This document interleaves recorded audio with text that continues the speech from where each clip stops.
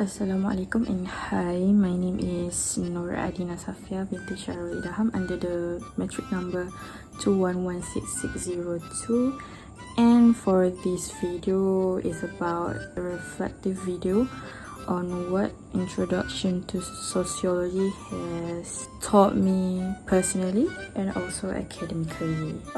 Before I enroll in this class, which is an introduction to sociology, I'm a psychology student under IKKSS, and personally I took psychology because I like to learn about humans, about how they behave, their behavior, and it seems interesting to take psychology as an elective because I do learn sociology in my foundation years in CFS, but I think for the undergraduate phase, the introduction to sociology would be more, we will dive more deeper on it. And I think before I enroll in this class, I think I personally learn about humans, about their behavior, but it's on an individualistic base. But for after I enter this class, I think we engage more on the society basis. New information about, that I learned in this class, I think it's not new, but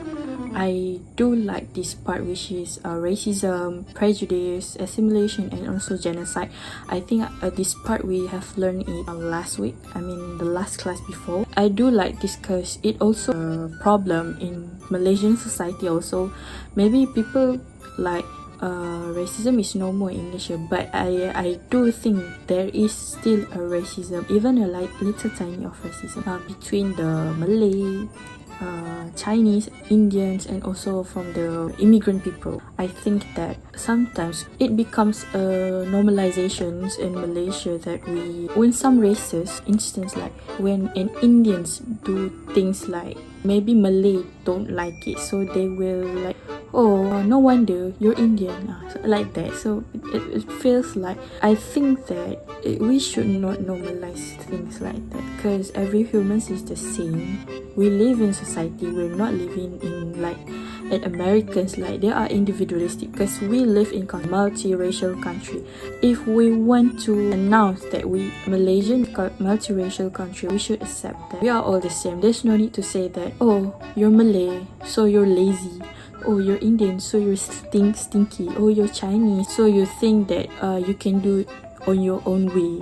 It's not. We have to maintain such a manners to talk, like be rational. I think Malaysians should be more rational and should be more patient. But sometimes people go on their way, like they put more emotional part to have people to accept of how they are. But yeah, multiracial country, I think they should think that their own action itself will affect all, affect the young ones. The young ones see what the adults authority treat other races unfairly, so it will doctrine the young ones to be like that. So we don't want that to happen. But at this point, I feel grateful that I have never felt discriminated by other races or even my own races. But sometimes I hear other stories that they have been discriminated, and also I have one Indonesian friend that came to Malaysia to further his study in accounting at University Malaya, and he said that why Malaysians are discriminating the Indonesian, because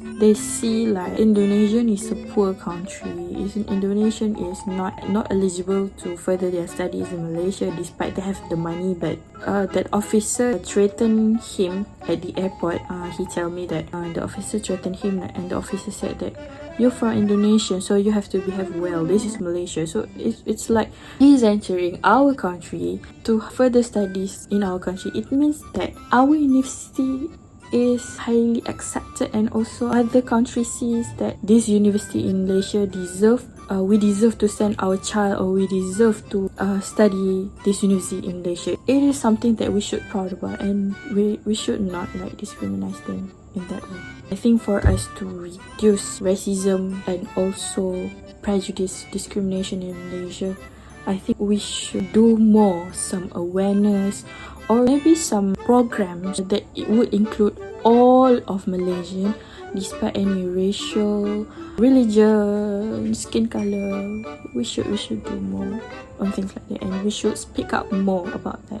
I think that the problem is not on the younger generation. No, it's the millennial one, the same age with our mom and dad.